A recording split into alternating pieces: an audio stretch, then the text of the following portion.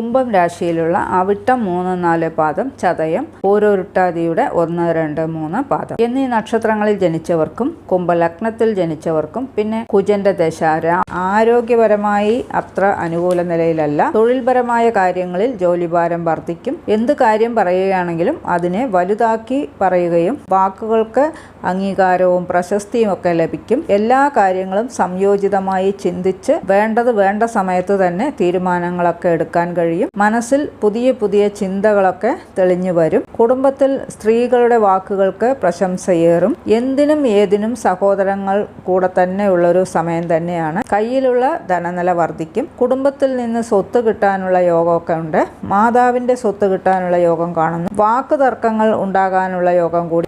ഈ രാശി ലഗ്നത്തിലുള്ള കൗമാരപ്രായക്കാർ പ്രേമത്തിലൊക്കെ ചെന്നു ചാടാനുള്ള യോഗം കൂടി കാണുന്നു. കലാ, സാഹിത്യം, ഉല്ലാസം എന്നിവയിലൊക്കെ താല്പര്യം വർദ്ധിക്കും.